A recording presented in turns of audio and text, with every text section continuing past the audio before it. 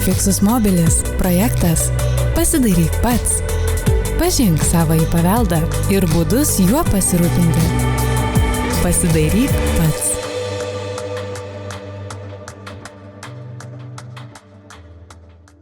Dar XIX amžiuje Anglijoje senųjų pastatų apsaugos draugija rašė, kad jų nykimą reikia atitolinti kasdieniais priežiūros darbais. Smulkus kasdieniai priežiūros darbai padės ne tik išsaugoti ateičiai paveldo vertę įkūnytą autentiškose elementuose, medžiagose, jų apdirbime, tačiau ir sutaupys didžiulius kaštus būsimiems remontams. Tokiu atveju, jeigu jūs apleisite įsisenėjusią problemą. Priežiūra yra visą laiką pigiau ir lengviau nei remontuose. Tačiau remontuoti yra geriau nei keisti naujais elementais. Štai todėl Fixus Mobilis specialistai nori jūs supažindinti su bendriniais istorinių pastatų prevencinės priežiūros principais. Mariau, senovinių statinių priežiūra yra privaloma, bet didžioji dalis tikrai valdytojų nežino, nuo ko pradėti. Tai nuo ko prasideda statinio prevencinė priežiūra? Pats pirmutinis svarbiausias dalykas, nuo ko reikėtų pradėti, tai tiesiog pažinti savo pastatą. Pažinti jo istoriją, bus patyręs begalę remontų, perstatymų, panaudota visokių medžiagų. Gali būti gyventas nesilaikant projekto. Reikia pradėti domėtis tiesiog fizinę pastato būklę. Ir tam nebūtina jokių ypatingų priemonių, tiesiog pradžiai aš siūlyčiau pradėti fotografuoti ir žymėtis. Stebėti pastatą visais metų laikais ir bet kokiu oru. Pasikabinti lietpaltį, pasidėti skėtį, kad galėtum su fotoaparatu fotografuoti ir per artimiausią liūtį išeiti, apeiti pastatą ir tada pasimatys labai daug dalykų, kurių galbūt nenorėjai matyti, bet juos reikia stebėti. Kiek aš galiu kaip šeimininkas restauruoti, taisyti, nes tai yra kultūros paveldas ir tai skamba taip pompastiškai, kad net baugu prisiliesti. Tu iš pradžių galbūt turėtum apie save galvoti kaip apie tokį tyrėją ir atradėją. Vien tik tai tas dalykas, kad tu stebėsi, fiksuosi, jeigu galbūt įsirengsi plyšių matuoklį, galbūt nusifotografavęs prieš mėnesį, prieš metus ar kelis metus palyginsi, tavo atmintis jau greičiausiai nebeprisimins, kaip buvo, bet jeigu tu turėsi užsivedęs kažkokį tai folderį apie savo namą, įsivedęs adresą ir ten dėsi nuotraukas ir bet kokius pastebėjimus, kas buvo atlikta, ką pats padarėjai. Tiesiog gali pamatyti, kad 2016 metais visiškai viskas dar buvo gerai, o dabar jau tinkas nubyrėjo. Tad tuomet gali pradėti ieškoti problemų. Kas atsitiko per šitos kelis metus, kur buvo klaidos, kas nepadaryta. O kaip pastatą reikia apžiūrėti ir nuo ko pradėti ir ką fiksuoti? Tų metodikų, kaip apžiūrėti pastatą, tai yra daug. Mes savo darbe Fixus Mobilis susidalinam pastatą ir jo elementus į 6 dalis. Esminį dalyką, nuo ko mes pradedam, tai yra stogas ir virštoginiai elementai. Tai reiškia, tu tiesiog nuolatos turi galvoti apie, ar tavo pastatą nepatenka vanduo vienais ar kitais būdais. Kaip dažnai reikėtų apžiūrinėti stogą? Stogą gal aš nežinau, kartą į metus pažiūrėti, taip jau. Kartą į metus pasistengti? Pasistengti vizualiai apžiūrėti stogą, kiek galima. O tikrai labai dažnai pasitaiko taip, kad objektuose būna kažkur laša ir žmonės tiesiog vietoj to, kad kažką darytų, išspręstų, pastato kibirą. Koks jūsų požiūris į tai? Tam kartui, kol susitvarkyti stogą, gal ir geras dalykas, kad nebėgti į perdangą kokią, bet greitų laikų reikia kviesti specialistus ir sutvarkyti tą vietą. O jeigu tiesiog nėra galimybės iškviesti specialisto, kaip galima pačiam išspręsti laikinom kažkokiom priemonėm tą bėgimą vandens? Tvarkyti nereikia iš vidaus su makrofleksais visokiausiais, putinėti čia yra negalima, tai vis tiek reikėtų jau patekti ant stogaus ir ten jau arba keistą dalį, arba irgi yra dabar tų hermetikų, tai galima ir su hermetikais užtaisyti tą vietą. Tai tiesiog bent laikinom kažkokiam priemonėm tą vietą užlopyti, kad nereikėtų į kibirėlį kaupti to vandens pastogėje, ar ne? Taip. Kultūros paveldo pastatai turi daug visokių pagražinimų ant stogo. Tai yra viena vertus ir funkciniai elementai, kita vertus dekoratyviniai ir ten įvairūs kryžiai, vėjarodės, parapetai, skulptūros ir visa tai trukdo pasišalinti vandenį nuo pastato. Ir bet kokie viršstoginiai elementai, tai juos reikėtų ypatingą dėmesį atkreipti ir iš esmės, aš sakyčiau, nuo to pradėti. Jeigu pavyksta efektyviai nuvesti vandenį nuo pastato, galima ramiai apsaugoti visus tos kritinius elementus, tai tada tu tiesiog gali ramiai miegoti. Antra dalis yra vandens nuvedimo sistema. Stogo pratęsimas tam pačiam vandeniui. Stogo pratęsimas tam pačiam vandeniui, jam nutekėti tolyn nuo pastato ir visi jį sudarantys elementai. Rolandai, ką reikėtų atkreipti dėmesį apžiūrint lietaus nuvedimo sistemą? Tai kaip ir šnekėjom, reikia pirmiausia pažiūrėti į lietlovius, latakai neužnešti sąnašų ir tada reikia dėmesį atkreipti į lietvamzdžius, kad nebūtų jie užsinešę. O atkreipti dėmesį yra paprastas dalykas, galima pats pastuksent ir jau girdisi, kad jis yra netuščia viduris. Arba yra atkreipti dėmesį, nes jie visi yra sujungimai. Ir jeigu jau jisai bus pilnas, tai šaltis jį išplės. Po žiemos jisai plečiasi, ir čia jau yra praleidžia vandenį. Tada yra pastato fasadai. Fasadai dažniausiai, tiesiog yra visa pastato estetinė pusė, visa jo apdaila. Jeigu valdytojas susiduria su tokia problema, kad reikia atlikti, pavyzdžiui, mūrinės sienos siūlių remontą, tai šiek tiek priklauso nuo situacijos. Jeigu pati, ar siena, ar tinkas, ar kiti elementai yra vertingosios savybės, tai be jokių klausimų yra pirma būtina atlikti skiedinio tyrimus ir tik tada parinkti tinkamas medžiagas, kurios būtų kuo panašesnės į autentiškas. O jeigu tai yra, nevertingoji savybė ir tai yra kažkiek mažesnės vertės elementai, tai yra svarbu pasirinkti orui ir drėgmei laidžius skiedinius. Tai dažniausiai paprasčiausia rinkti tiesiog kalkinį skiedinį ir jisai turėtų būti suderinimas su dauguma autentiškų skiedinių naudojamų Lietuvoje. O sakydama kalkinis skiedinys, tai aš, tarkime, nueinu į prekybos centrą, matau kalkinis skiedinys ir jį perku, ar ne? Ir taip ir ne, tai iš vienos pusės yra svarbu surasti, kad būtų parašyta kalkinis, tačiau taip pat yra svarbu įsigilinti tą smulkesnę sudėtį, nes šiuolaikinėse ir kalkinėse skiedinėse kartais nors yra pavadinimo kalkinis, tačiau vis tiek galime rasti cemento priemaišų ir tada automatiškai tas skiedinys turės prastesnės laidumo savybės ir taip pat uždarys drėgmę, kaip pavyzdžiui tiesiog cementinis. Tai yra svarbu ne tik skaityti pavadinimą, bet ir įsigilinti į pačią sudėtį, renkantį skiedinį. Atsiradusios savaiminės samanos, kurios irgi ardo, ne? Tai tą patį tinka, visa čerpės. Higiena, kurią mažai kas užsijema dažniausiai, bet pastato higiena tai yra būtina, nes bet kokios samanos, dumbliai, mikroaugmenyje ar tenais kerpės, kurios bebūtų, jos ir dažniausiai nesiranda tiesiog be reikalo. Dažnai, jeigu niekas nedengia pastato, jeigu jo pietinė pusė gauna daug saulės, jis išdžiūva, spėja išdžiūti ir pastatas pats susitvarko. Pastatą apėjus, šitoj vietoj auga šitas dumblas, kitose lygtais ir ne. Dėl ko? Čianais yra šiaurinis fasadas. Ir dėl to, kad saulė tiesiog, praktiškai saulės nebūna, jinai tiesiog neišdžiovino šitas. Ir dar čia yra lietvamzdis, čia latakas, drėgmė. Jo, yra lietvamzdis, drėgmė renkasi ir būtent tokiose vietose, kur saulės mažai, kur kažkokia ir surenkamas vanduo yra, arba net, sakykime, irgi būna, kartais pasidaro dėl to, kad, pavyzdžiui, yra stogas kiauras arba lietvamzdžiai kiauri ir kitose vietose, bet būtent, kur daug drėgmės, tenais ir auga šitą mikroaugmeniją ant sienų. Tu man padėsi? Aš padėsiu. Ir tepam. O, yra kažkokia acetono tenais ir stipri medžiagėlė.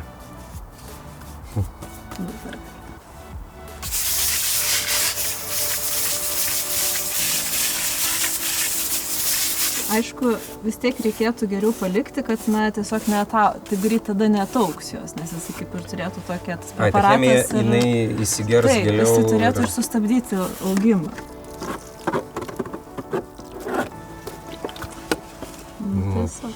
Tiesiog tobula, dabar pasimatė visi įskilimai dažuose. Dar šiek tiek yra, čia labai nedaug, bet... Bet labai greitai mes čia viską padarėm. Čia gana neblogai šitas veikia. Net tvorai patinka. Toliau yra jau tokie sudėtingesni dalykai, tai yra pastato konstrukcijos. Pamatas, sienos, stogo konstrukcija, perdangos. Tiesiog žiūri tada vizualiai, ar pastatas nesvyra, nesėda, ar kažkoksai cokolinis kampo akmuo neatsiskiria, ar neatsiranda kažkokių naujų plyšių. Na ir kalbant apie stogą, tai yra, turbūt taisyklė numeris 1, tai reikėtų pradėti tiesiog lankytis palėpėje. Lipant į palėpę, iš vidaus gali pamatyti kažkokį tai, ar nežinau, jeigu tai yra belangė palėpė, tai gali pamatyti staiga atsiradusi saulės spindulį, ką reiškia, kad atsirado plyšys ir reikia jį užlopyti, arba nutekėjimą pamatysi būtent viduje, to, ko nesimato išorai, teisingai? Tai būtent. Bet žinok, yra toks dalykas, kad pastogės atrodo tarsi tokia kažkokia uždraustoji zona. Tenais žmonės nelabai mėgsta lankytis, galbūt dėl to, kad ten baisu pamatyti kažkokių vaiduoklių problemų. Tai žodžiu, stogo konstrukciją geriausiai įvertinti tenais. Tiesiog apsižiūrėti, ar niekas nėra, ar neatsiranda naujų plyšių, ar nėra papuvimų, ar per liūtį kažkur nebėga, aplink kaminus, palei antenas, pasižiūrėti, ar visos gegnės vietoje, ar visi elementai yra taip, kaip suprojektuota, galbūt kažkokio elemento trūksta. Didelė labai dalis senų pastatų buvo statyti kažkokioj istorinėje aplinkoje, kuri turėjo būti daili ir tokia miela akiai ant šlaito, apsupta medžių, parko, apsodinta įvairiais vijokliais. Jo, kurie šiuo metu jau ne taip prižiūrimi kaip senais gerais laikais. Susigyventi ir turėtų omeny, kad reikės nuolat valyti latakus, žymiai daugiau negu kad tavo namas stovėtų kalno viršui kažkur. Mariau, vertingosios savybės, kas tai yra, bent jau kelis momentus gali paminėti? Didžioji dauguma pastato dalių, apimant konstrukcijas, apdailą, bet tarkim, jeigu taip visiškai paprastą pavyzdį, kalbėjom apie kaminus. Tai gali būti įrašytas labai konkrečiai keraminių, raudonų plytų, mūro, suprofiliuotų karnizų, 2 tarpsnių kaminas arba kamino tipas. Tai jeigu randi tokį įrašą, tai tada tu žinai, kad šitas dalykas yra laikytinas vertingąją pastato savybę. Ir tai reiškia, kad jau jo tvarkymu turi užsiimti, testuoti meistrai pagal parengtą projektą. Tu negali savivaliauti ir nugriauti ir pasistatyti kamino, kaip tu įsivaizduoji šiais laikais, ane? Taip.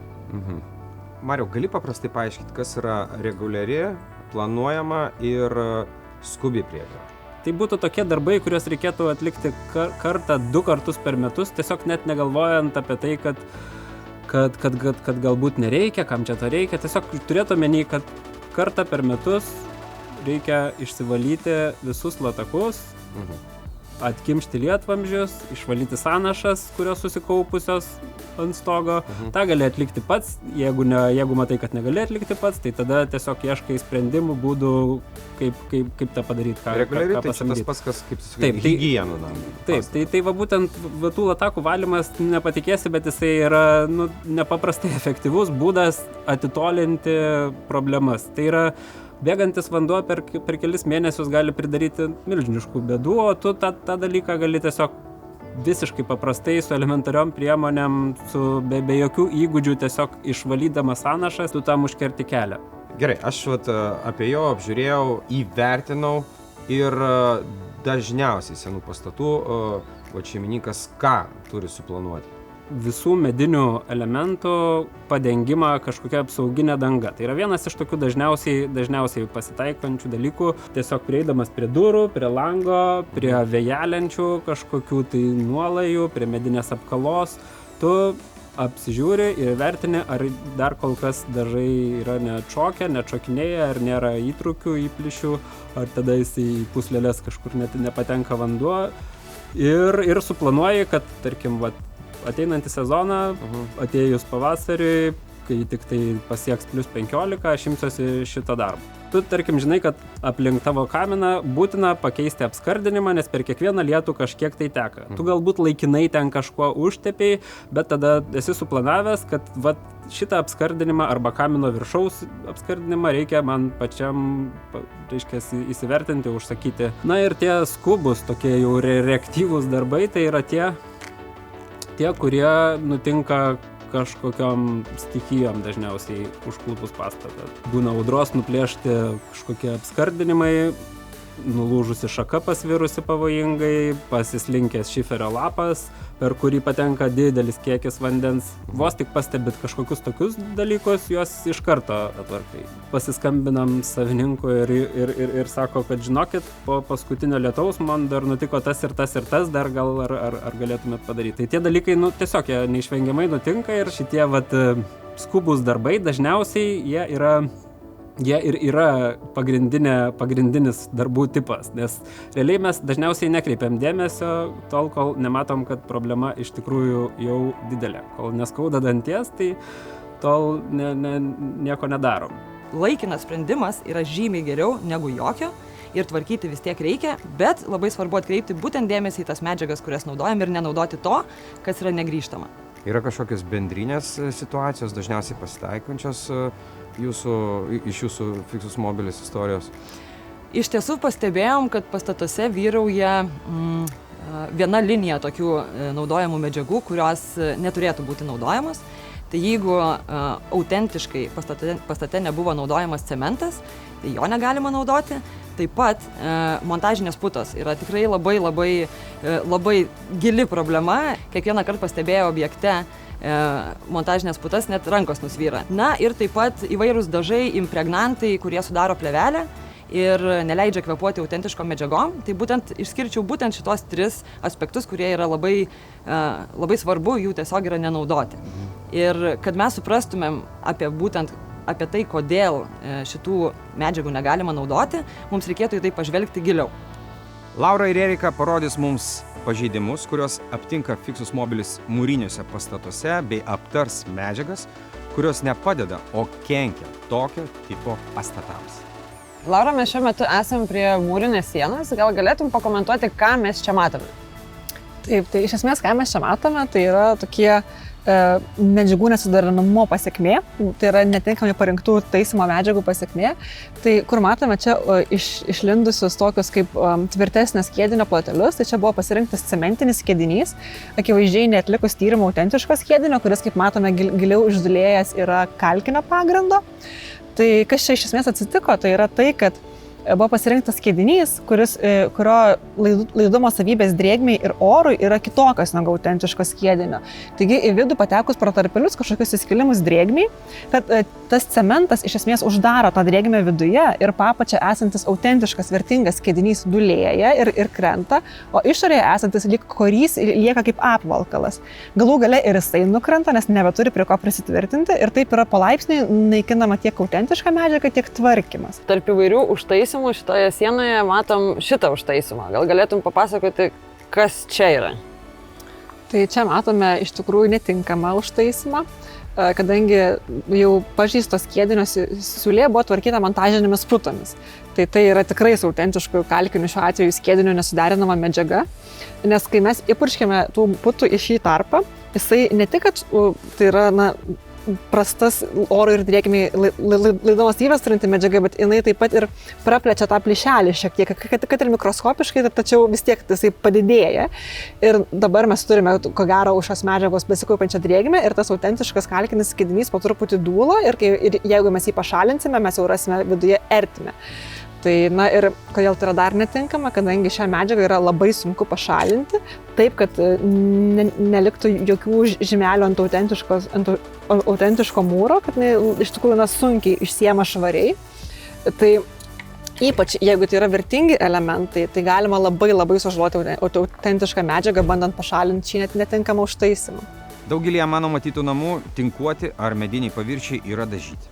Vaikščiodamas net ir senamiestyje matau fasaduose nutrupėjusius dažų sluoksnius. Ir vis galvodavau, kokiagi to priežastis. Keliaukime pas Eriką ir Ingą, kurios apžiūrinėjo dažus mūrinėme pastate bei aptarinėjo pažeidimus, kuriuos šiame objekte aptiko. Vienas iš labai dažnų pažeidimų, kuriuos mes pastebime, tai yra dažų nesuderinamumas. Ir būtent šitoje vietoje mes matome tokį labai akivaizdų atvejį, kai dažai yra atšokę ir jau dalis jų ir nubyrėja, čia tiesiog nusiema. Taip pat galima tiesiog pastuksenus, kur yra duslesnis garsas, suprasti, kad dažai yra atšokę nuo sienos ir jie tuoj nukris. O priežastis, dėl ko taip atsitiko, tai dažai, kurie buvo naudojami šitoje patalpoje, buvo nepraleidžiantis drėgmės ir oro. Tai vadinasi, siena negali kvėpuoti ir jeigu jinai kažkiek sudrėksta, tai joje esanti drėgmė negali išgaruoti ir ten tada jau tam viduje vyksta procesai. Tai šiuo atveju dažai tiesiog atšoko, nukrito, kartais net ir būna pažeidžiamas tinkas. Ir ypač jeigu tai yra kalkinis tinkas, kuris yra pakankamai, palyginus su tom medžiagomis yra silpnesnis, tai jisai sudrėksta, pradeda byrėti ir tiesiog ta visa struktūra išyra. O ką tuomet reikėtų daryti, pastebėjus tokius pažeidimus? Girdim, ar ne, kad jau atšoko, suprantam, kad medžiaga naudota bloga, tai ką tuomet daryti? Tai jeigu, sakykime, dažai arba sienos nėra saugomi dažų sluoksniai, pažiūrėjau, tai nėra vertingoji savybė, tai geriausia būtų tiesiog nuimti tuos nekvėpuojančius dažus ir uždažyti jau kitais tinkamais, tai labiausiai kalkiniam tinkuotam sienom tinka kalkiniai dažai, taip pat iš tų natūralesnių klijiniai gali būti dažai. Jeigu siena, sakykime, tenais yra kažkokia tai manoma, arba žinoma, arba yra manoma, kad yra vertingų dažymo sluoksnių, tai žinoma, jau tas nuėmimas, jeigu jie patys krenta, tai krenta, bet, sakykime, jeigu mes matom atsilupę ir suprantam, kad tie dažai nėra geri, bet jie dar laikosi, tai, aišku, nieko geriau nedaryti ir palikti specialistam. Bet čia yra kita problema, nes taip pat būna naudojami dažai, sakykime, aliejiniai ar alkidiniai dažai, kurie labai gerai sulimpa su pagrindu. Ir tokiu atveju net ir specialistams juos pašalinti yra labai sudėtinga. Tai tiesiog būtų geriausia, tai būtų jų išvis nenaudoti istoriniuose pastatuose, bet būna visai. Dažniausiai irgi reikia labai atsargiai žiūrėti, nes net jeigu rašo gamintojas, kad jie yra kvėpuojantis, labai didelė tikimybė, kad sintetiniai dažai, jie nepakankamai galbūt kažkiek to praleidžia kažkiek tos drėgmės, bet jos galbūt ir nepakanka ir jie vis tiek nėra tinkami istoriniams paviršiams. Jeigu ta siena nėra drėkstanti, galbūt galima palikti tuos sintetinius, jeigu jie nesilupa, tada viskas tegul jie būna. Padaryk taip, kad vėliau po tavęs būtų nesunku sutvarkyti. Tai reiškia, kad išlaikyti tą grįžtamumo principą kaip restauravimą. Jeigu kažkokį uždėjai lopą, tai žinok, kad kada nors reikės jį nuimti ir sutvarkyti tvarkingai. Jeigu įpurškiai į mūrą makroflekso, geriau iš vis gyvenime to nedaryk. Ir pagalvok apie tai, kad ateityje reikės mūrininkam visą jį pašalinti ir įdėti normalaus skiedinio. O pašalinti yra labai sudėtinga ir brangu. Šiandien sužinojau, kad priežiūros darbai kultūros paveldo pastatuose lygiai taip pat kaip ir mano namuose turi būti atliekami nuolatos. Iš tiesų susidaro toks jausmas, kad vos namą pastatęs, kitą dieną jį jau turiu apžiūrėti, kad neatsirastų vabzdžių, drėgmės sukeltų pažeidimų, kurių ilgai nepastebėjęs vėliau turėsiu tikrai didelių problemų. Tad atsiradusių pažeidimų neignoruokime, neslėpkime, o stenkimės juos spręsti čia ir dabar, bent laikinais sprendimais. O šiol tikrai dar labiau kreipsiu dėmesį į tai, kokia mano pastato būklė, ją fiksuosiu, o pažeidimų atsiradusių po linoleumu tikrai neslėpsiu, bandysiu spręsti pats, o kur nepavyks, kreipsiuos į specialistus. Kitose Fixus Mobilis edukaciniuose video paliesime kitus objektų priežiūros principus. Medžiagų suderinamumą, vandens nuvedimo sistemos ir aplinkos priežiūrą bei kitas svarbias temas. Suvienykime jėgas ir prižiūrėkime pastatus nuolatos, kad vertingi istoriniai statiniai neprarastų pulso.